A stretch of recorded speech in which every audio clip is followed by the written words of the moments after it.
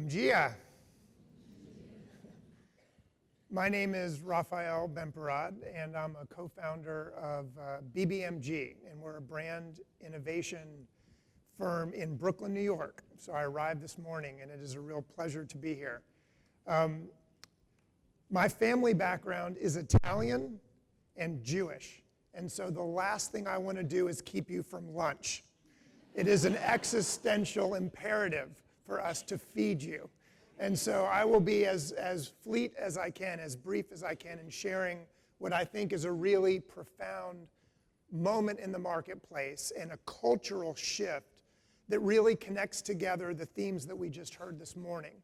From Alex and Natura, the theme of connecting human beings to our best selves and to the nature around us and our families and our greatest creativity. And from Tech Verde and Solenzyme, how it can be delivered to us with business innovation, with technology innovation, and what I'm really going to be focusing on today is with brand innovation. So there's a great moment that we have to seize together, and I'm very proud to share this morning some research that was completed in February of 2014. It's the first time that we'll be sharing this information publicly is right now. And it's about the aspirationals and what they can teach us about how we can connect that aspiration for being true to ourselves and to our society with business and brand. So we're at a moment that is a tipping point of a big change from sustainability being about obligation to sustainability being about desire and delight. And for the first wave of sustainability was very much an obligation that was like medicine. Something that we knew was necessary, but it was not very pleasurable. And what a new generation of brands is showing us, that we saw this morning, is that now sustainability is becoming something that can be delightful and desirable. And it's a very precious moment because right now is the opportunity to deliver on the aspiration. If you're a brand, to take a step forward and lead, both to innovate but also to differentiate and to be credited and get recognition for your leadership. Because soon, in the third wave, it's going to be ubiquitous. It's going to be the way that everyone is. So now's the moment to step forward and to step ahead. And this is being driven by changing expectations among consumers. From the tyranny of or, where either it was sustainable or it was affordable. Either it was sustainable or it was beautiful. Either it was sustainable or it worked and performed well, to the power of and, which is delivering both embedded in our value proposition, which Natura and others are showing us is our moment of opportunity. And this is being fueled by aspirationals. This is a consumer segment that crosses every age, geography, income, and education, fueled by younger, optimistic consumers in emerging markets and powered by technology and social media. The aspirationals are changing the way that sustainability can be realized. And to understand the aspirationals is to see them in context of other consumers. This is our segmentation model, and I'm happy to share all of these slides with anyone. So just let me know if you're interested. I can send them to you. But if you look at the bottom axis, that is social and environmental values. And on the y-axis, it's materialism. So materialism is things like loving to shop, really caring about how you look and your style, being an influencer of your friends and peers. And that's the materialist dimension. But on the bottom are values like wanting to be responsible for your society and for the planet, looking for companies to help you make a difference with your purchases. And aspirationals represent 39% of the global marketplace based on research we've done across 20 countries with more than 20,000 consumers. And what you can see here is that for too long, sustainability has been targeting the 20% advocates. These are the ones that care the most. They do their homework. They buy based on your sustainability report, not necessarily based on the product benefits or the product experience. And the problem, advocates matter a lot because they require us and challenge us to deliver on substance of sustainability. But they're not big enough to create a profitable marketplace, and over 15 years of tracking the darkest green consumers, they don't shape culture or cultural norms or values or behavior. So what we need to do is we need to honor advocates and meet them on the substance of sustainability, because that transparency and authenticity is absolutely essential. But the opportunity for our brands is to speak the language of and to create the experience of the aspirational. Because when we do that, we shift it through cultural behavior and cultural norms, what's desirable. And then practicals will follow because we've made it the norm. And so I'm going to share a little bit about who are these aspirationals and how might we reach them. So aspirationals, looking at the demographics, they're 39% of the global population, the largest of any of these segments. The largest country right now is India, followed by China. The average age is 40, about the same male versus female. But they're the largest percentage are millennials and Generation X. They're very connected to the emerging consumer who's under age 40. They are everywhere. As you can see here across the 20 countries that we looked at, 20,000 consumers. The largest market, India, with over 50%. China, over 50%. South Korea, over 50%. And then you have Indonesia, Russia, Peru, and Canada, all over 40%. Brazil's 36%, as you'll see, and the United States and Europe, all more than 1/3 of the consumers are aspirationals. If we look at the Americas in particular, Peru, as I mentioned, is the largest aspirational population, but in the Latin American consumer population, the aspirationals are younger, more likely to be millennials, and the average age is 38. And so this is the consumer of tomorrow, and it points the way to scaling sustainability and bringing more sustainable brands profitably to market. So what makes an aspirational? So by definition, they tell us they're happy shoppers. They say that shopping for new things excites me more than any other segment. 95% of aspirationals love to shop. Similarly, they say that style and status matters. I want to stand out by the way I look in my style. 96% of aspirationals, more than any other, and only 30% of advocates. And yet, while they're leading in style and shopping, they're the same as advocates in believing in responsible consumption, saying that I believe we have to purchase less and consume less to preserve the environment for future generations. The same percentage as advocates. And similarly, like advocates who by definition advocate for things, they are most likely to be the ones that encourage others to buy from brands that are good for the environment and for society. So you can see they're bringing together an incredible force for change, because aspirationals bring together materialism, social and environmental values, and cultural influence. And they're a large enough segment that they can actually create a profitable, scalable marketplace. And they're influential enough that we can literally change the way that we create desire and behaviors because of their example and their embodiment. But this raises, for those of us who are driven by sustainability, a big problem, or what I would say is a great opportunity, which is the dynamic tension that they love to shop for new things, and yet they believe we have to consume less for future generations. And they say, 1 and 2, say happiness is not about the things that I have. Happiness is beyond stuff.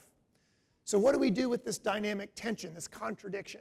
It's the greatest opportunity now to innovate what we do with the marketplace, to redefine consumption, and to recreate how brands create value beyond things.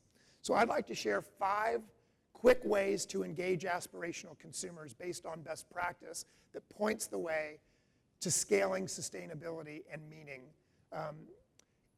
and moving our marketplace toward Naturas of the world.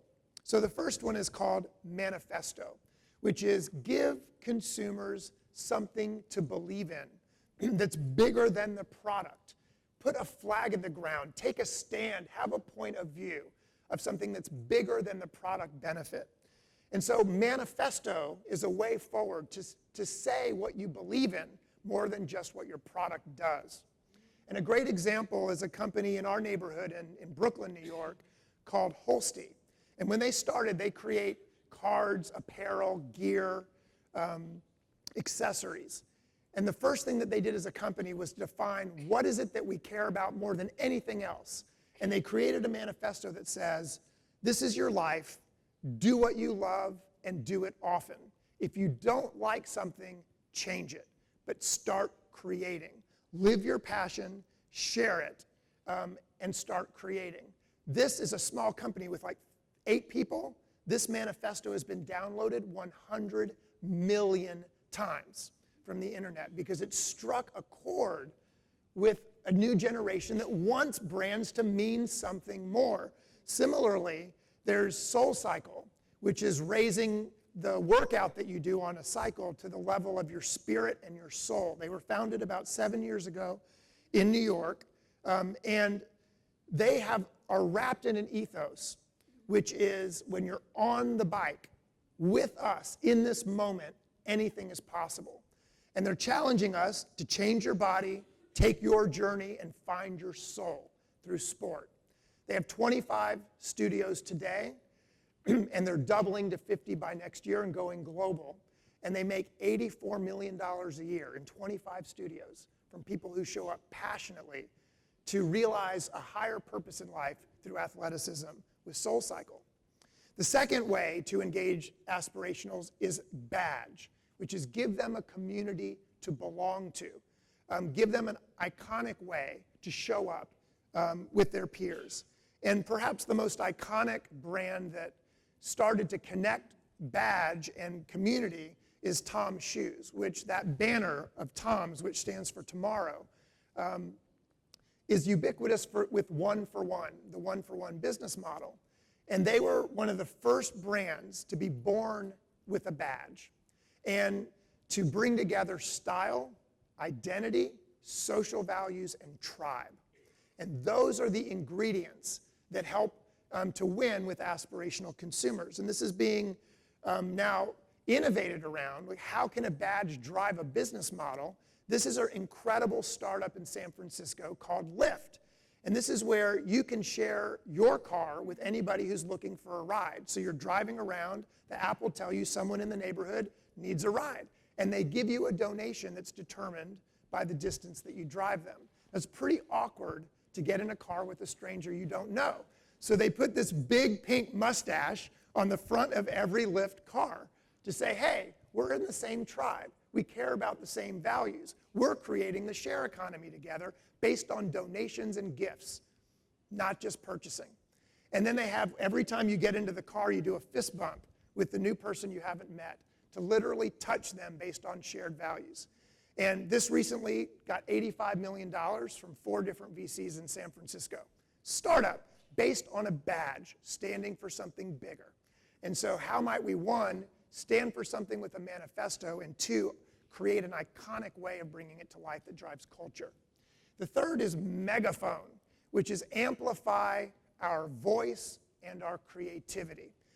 Consumers are eager to participate. They want to share their ideas, their creativity, their opinions, their skills to create something bigger and to make something better. And so a great example is Pivot TV, which is a cable television company in the United States, launching with Joseph Gordon-Levitt, hit record. They put out creative briefs that have $40,000 behind them, and then a consumer community of collaborative creators, artists, writers, filmmakers, designers, create the television program.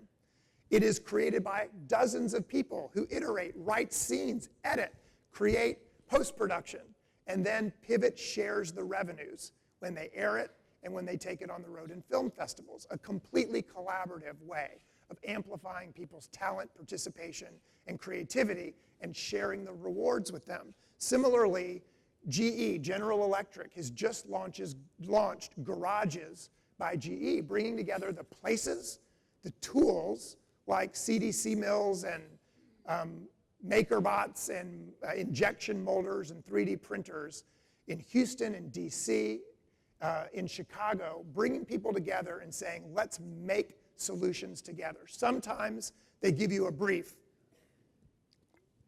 which is that GE's trying to figure something out. Other times they say, what's on your mind?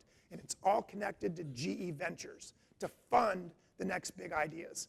all collaborative, raising the voice, the creativity, the skills of consumers by giving them a megaphone for their talent and their aspirations.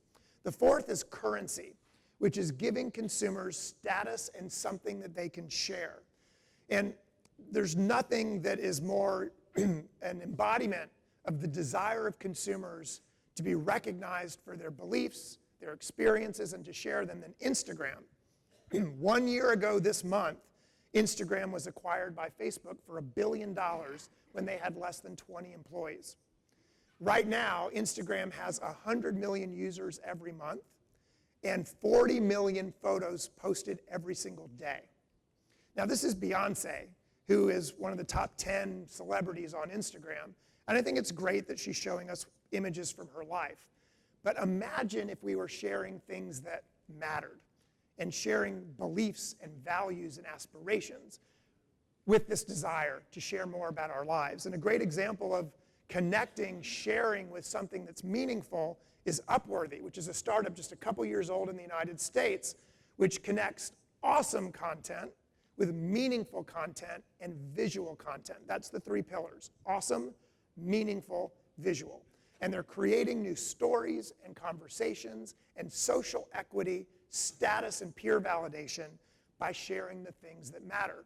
And they have about 58 million readers every month, and they're growing double digits every year.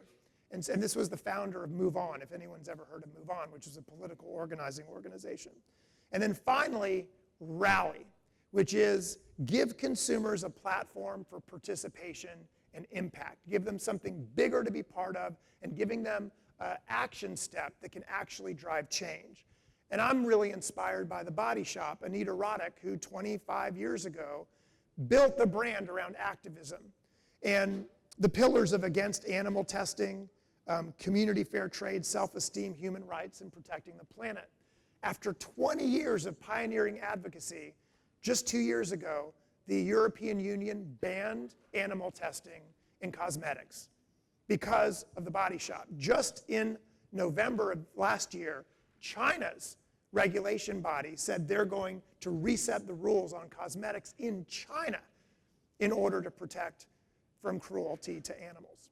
And so this is a company that had the courage to stand for something bigger and then invited the consumer, more than 1 million, to stand up against animal cruelty. And in a more delightful way, we have a wonderful ice cream company in the United States, which is now moving globally because it's part of Unilever, called Ben & Jerry's. And they've believed since the very beginning in something called linked prosperity, where their financial prosperity only comes because they have environmental prosperity, only because we have social prosperity. And for years, for over 20 years, they've been rallying for things like gay rights, that's the engagement party flavor, or hubby hubby, which is 2 men in their flavor, okay? But also for family farms, for fair trade, and advocating against GMOs. Well, just this year, for the first time ever, a wholly owned subsidiary of Unilever has been certified as a B Corporation, a benefit corporation, which allows them in their bylaws at this level of global business to say that they are not only responsible to investors and shareholders, they are also responsible to all stakeholders, their employees, the communities where they work, society at large, and the environment. They're the first wholly owned subsidiary to be a B Corporation. And so taken together, what does this mean and how do we move forward? So in conclusion, there's 3 takeaways that the aspirationals show us. The first is honor universal aspirations. Aspirationals want to be respected for their humanity. And what the brands can deliver now is not just a product experience that meets a functional need, although that's absolutely important, but something that meets a human need, that connects us, as Alex said, to our true nature, a sense of purpose and belonging and creativity and status, participation, and impact. The second thing is, for those of us who are practitioners, aspirationals are a lens through which we can bring different functions in our businesses together, because we can see them as the core of our innovation process, the center of our positioning and product design processes. So aspirationals become a common way for strategy teams, marketing, sustainability, product development, your consumers and your vendors and partners to all get in the same room to innovate together. And then finally, a new paradigm of brand, which we at BBMG call disrupt and delight, which is how do we use brands to create disruptive business solutions that change the way we do business, but bring those solutions to life through delightful brand experiences. And when we disrupt and delight, we bring together the power of brand purpose with the opportunity for business growth, because aspirationals are a big enough market to drive profit, with consumer participation and co-creativity, with positive social and environmental impact. That is our moment of opportunity, to bring Alex's being true to yourself and your society with the innovation that we saw this morning. That's the pathway forward, and we believe the consumer and the brand is the way to do it. Obrigado. Thank you very much.